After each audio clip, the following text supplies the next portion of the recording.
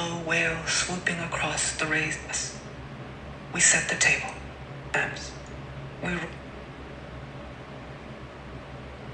I hear it in my dream. Then, eyes open, I hear it again. The low wail swooping across the raised fields. An animal. Always it is an animal whose pain is this articulate, this clear. I'm lying on the barn's cool dirt floor. Above me, rows of tobacco hang, their limbs brushing against one another in a lone draft, which means it's the third week of August. Through the slats, a new day, already thick with summer's heat. The sound comes back, and this time I sit up. It's not until I see him that I know I'm 15 again. Trevor's asleep beside me. On his side, his arm a pillow. He looks more lost in thought than in sleep. His breath slow and eased, cut with hints of the paps we drank a few hours ago. The empties lined along on the bench above his head. A few feet away lies the metal army helmet, tipped back, the morning light, powder blue, collected in the bowl. Still in my boxers, I walk out into the vast haze. The howl returns, the sound deep and vacuous, as if it had walls, something you could hide in. It must be wounded. Only something in pain could make a sound you could enter. I search the flattened fields. Mist wafts across the brown and tarnished soil. Nothing. It must be coming from the next farm. I walk. The humidity rises. My temples itch with new sweat. In the next field, the last of the tobacco, fat and dark green, a week away from harvest, rises on all sides, somehow higher than usual, their tips just above my head. There's the oak, where we'll total the Chevy in 2 weeks. The crickets have yet to unhinge their legs and now serrate the dense air as I go deeper, stopping each time the bellow shoots up, louder, closer. Last night, under the rafters, our lips raw and spent from use, we lay breathing. The dark quiet between us. I asked Trevor what Lon had asked me the week before. You ever think about those buffaloes on the Discovery Channel? I mean, how they keep running off those cliffs? He turned to me. His lip fuzz brushed my arm. The buffaloes? Yeah. How come they keep running like that? Even after the ones in front of them fall off. You think one of them would stop, would turn around. His hand, tanned by work, was surprisingly dark on his stomach. Yeah, I've seen them on the nature show. They just tumble off like a load of bricks. Right down. He clicked his tongue in disgust, but his voice dropped off. Idiots. We were still, letting the buffaloes go on falling, hundreds of them trotting silently down the cliffs in our heads. Somewhere in the next field, a pickup pulled into a driveway, gravel under the tires. A beam swung against the barn and lighted the dust above our noses. His eyes shut, eyes that I knew by then were no longer gray, but Trevor. The door slammed and someone came home, and low voices could be heard. The single lilt of a question as it rose. How was it? Or, are you hungry? Something plain and necessary, yet extra, with care. A voice like those tiny roofs over the phone booths along the train tracks. The ones made from the same shingles used for houses, except only 4 rows wide. Just enough to keep the phone dry. And maybe that's all I wanted. To be asked a question and have it cover me, like a roof the width of myself. It's not up to them, Trevor said. What's not? The damn buffaloes. He flicked the metal buckle on his belt. It ain't up to them where they go. It's Mother Nature. She tells them to jump, and they go on and do it. They don't got no choice about it. It's just the law of nature. The law, I repeated under my breath. Like they're just following their loved ones. Like their family's just going forward, and they go with them. Yeah, something like that, he said with sleepiness. Like a family. A fucked family. I felt this sudden surge of tenderness for him right then. A feeling so rare in me back then, it felt like I was being displaced by it. Until Trevor pulled me back. Hey, he said, half asleep. What were you before you met me? I think I was drowning. A pause. And what are you now? He whispered, sinking.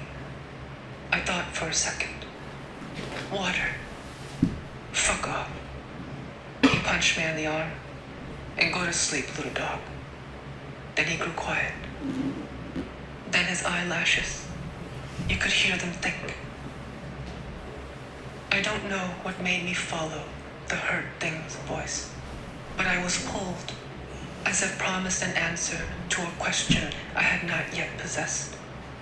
They say if you want something bad enough, you'll end up making a god out of it. But what if all I ever wanted was my life, Ma? I'm thinking of beauty again. How some things are hunted because we have deemed them beautiful. If, relative to the history of our planet, an individual life is so short, a blink of an eye, as they say, that to be gorgeous, even from the day you're born to the day you die, is to be gorgeous only briefly. Like right now, how the sun is coming on, low behind the elms, and I can't tell the difference between a sunset and a sunrise. The world, reddening, appears the same to me, and I lose track of east and west. The colors this morning have the frayed tint of something already leaving. I think of the time Trev and I sat on the tool shed roof, watching the sun sink. I wasn't so much surprised by its effect, how in a few crushed minutes it changes the way things are seen, including ourselves, but that it was ever mine to see. Because the sunset, like survival, exists only on the verge of its own disappearing. To be gorgeous, you must first be seen, but to be seen allows you to be hunted. I hear her call again, convinced now that it's a heifer. Ranchers often sell off the calves at night, ferrying them away on truck beds, while the mothers slept in their stalls so they wouldn't wake up screaming for their babies. Some would wail so hard their throats would swell shut, and a balloon had to be placed inside and inflated to expand the neck muscle. I get closer. The tobacco stands high. When she wails again, the sound parts the stalks, and the leaves shiver. I approach the small clearing where she is. The light froths blue over the plant tips. I hear her huge lungs working for air, soft but clear as wind. I part the thick packed plants and step forward. Ma, tell me the story again. I'm too tired, baby. Tomorrow. Back to sleep. I wasn't sleeping. It's past 10, and you're just back from the salon.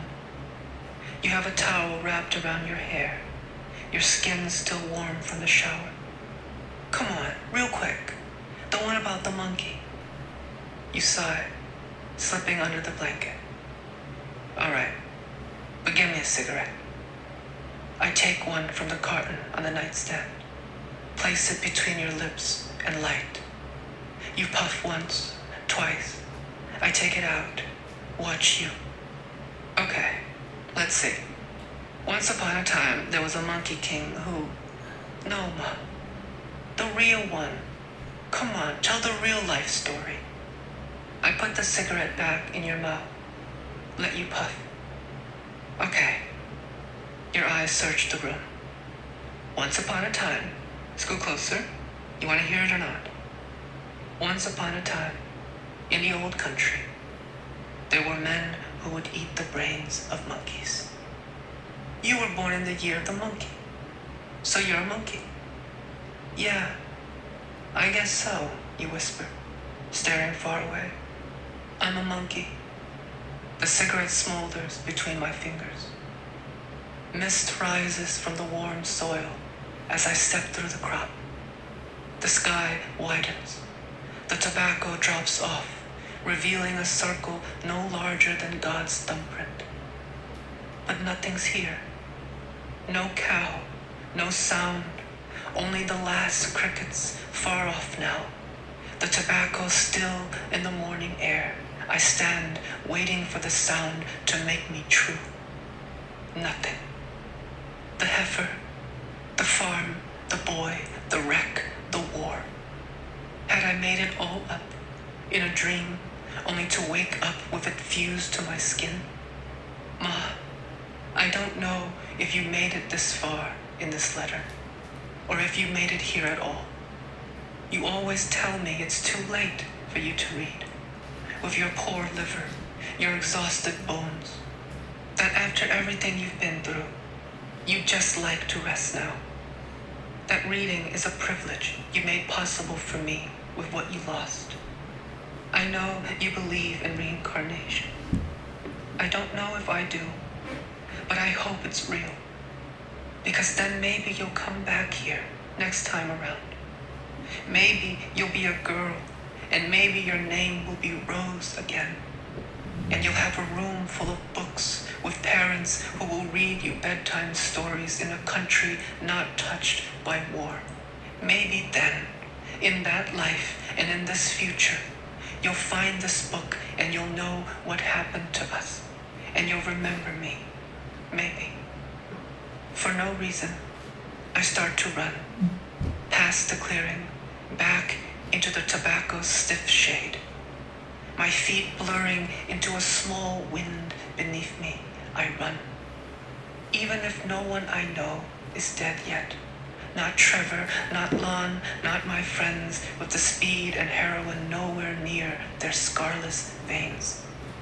Even if the farm is not yet sold to make room for luxury condos. The barn not yet dismantled.